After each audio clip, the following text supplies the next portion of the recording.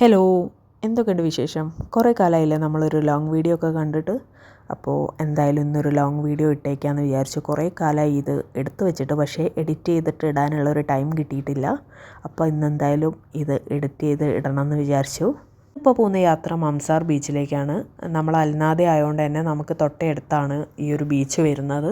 നമ്മൾ എല്ലാ വീക്ക് ഓഫിലും പറ്റുന്നതും ഇവിടെ പോവാറുണ്ട്. എല്ലാ വൈകിട്ടും മിക്കവാറും ഇവിടെ തന്നെയാണ് ഉണ്ടാവാറ്. നമ്മൾ ആദ്യം ഇപ്പം റീസെൻ്റ്ലി ഓപ്പൺ ചെയ്ത മംസാർ ബീച്ചിലായിരുന്നു ഫസ്റ്റ് ടൈമൊക്കെ പോയത്. പക്ഷേ അവിടെ കുറേ കാലമായിട്ട് ക്ലോസ്ഡ് ആയതുകൊണ്ടാണ് നമ്മൾ ഇവിടേക്ക് വന്നു തുടങ്ങിയത്. പിന്നെ ഇപ്പോൾ എല്ലാ വീക്ക് ഓഫും ഇവിടെ തന്നെയാണ് ഈവനിങ്.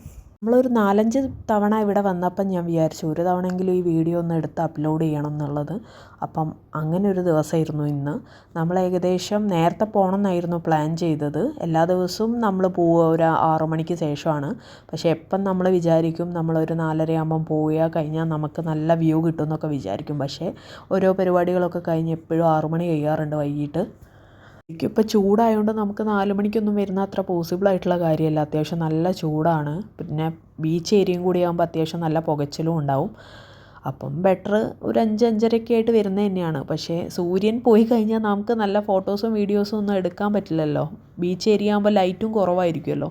അപ്പോൾ അതുകൊണ്ടാണ് എപ്പോഴും ഞാൻ 6 മണിക്ക് മുന്നേ ആയിട്ട് വരണം എന്ന് വിചാരിക്കുന്നത്. പാർക്കിംഗ് ഒക്കെ ഫ്രീ ആയതുകൊണ്ട് തന്നെ നമുക്ക് പാർക്കിങ്ങിന് അത്ര ബുദ്ധിമുട്ടില്ല. അത്യാവശ്യം സ്പേസും കാര്യങ്ങളൊക്കെ നമുക്ക് എപ്പോഴും കിട്ടാറുണ്ട്. പിന്നെ നമ്മൾ പൊതുവേ വരാറ് വീക്കെൻഡ്സിലല്ല, മൺഡേ ടു ഫ്രൈഡേ ടൈമിലാണ് നമ്മളെപ്പോഴും വരാറ്, ഓഫുള്ള ദിവസം നോക്കിയിട്ട്. അപ്പം വീക്കെൻഡ്സൊക്കെ വരുമ്പോൾ അത്യാവശ്യം നല്ല തിരക്കുണ്ടാവുമെന്ന് കേട്ടിട്ടുണ്ട്. എൻട്രി ഫീസ് പെർ ഹെഡിന് 5 AD ആണെന്ന് തോന്നുന്നു. നമ്മൾ 10 AD അടിച്ചിട്ടാണ് ഇവിടെ എൻട്രി ചെയ്തത്. പേയ്മെൻറ്റ് സ്ലിപ്പൊക്കെ സെക്യൂരിറ്റീൻ്റെ അടുത്ത് കൊടുത്ത് നമ്മൾ ഉള്ളിലേക്ക് എൻട്രി ചെയ്തു.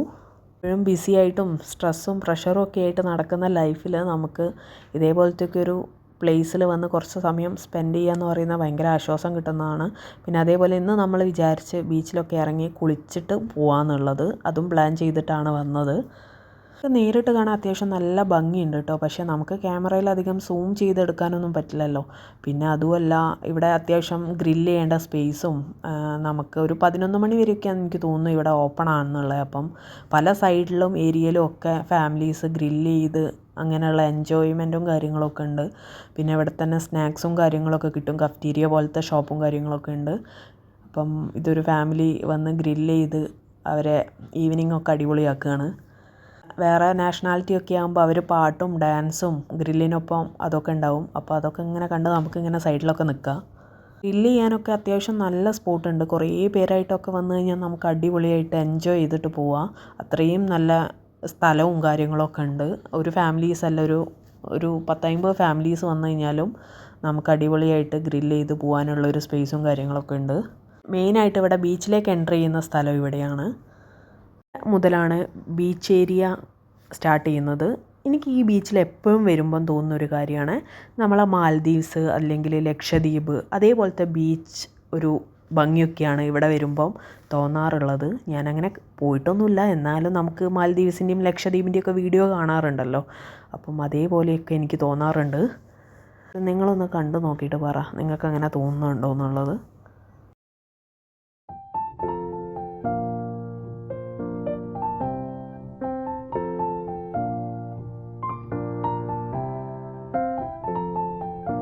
ഒരു സ്പേസിലേക്ക് എൻ്റർ ചെയ്തുകൊണ്ട് നമ്മൾ ഇവിടെ തന്നെ ക്ലോത്തൊക്കെ വിരിച്ച് ഇവിടെ തന്നെ സെറ്റ് ചെയ്തിരിക്കുകയാണ്.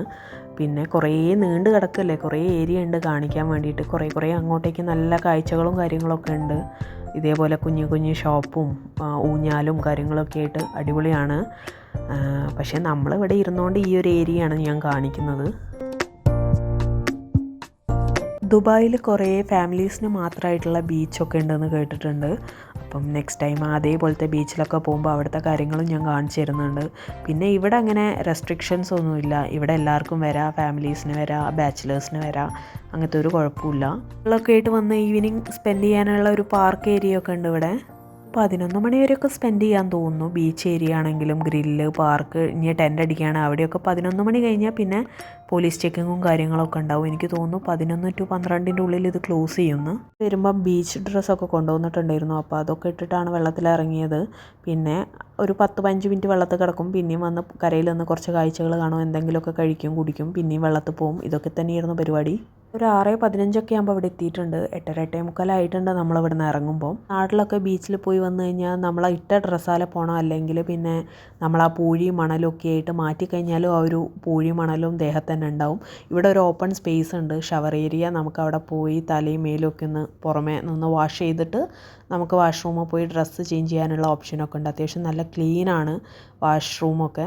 പിന്നെ അവിടെ ഇന്ന് ഓപ്പൺ സ്പേസിൽ അത്യാവശ്യം ലേഡീസും കാര്യങ്ങളൊക്കെ ഉണ്ടായിരുന്നു. അപ്പം അവരെ പ്രൈവസി നോക്കിയിട്ടാണ് ഞാനിന്ന് വീഡിയോ ആ ഏരിയയിലൊന്നും എടുക്കാഞ്ഞത്.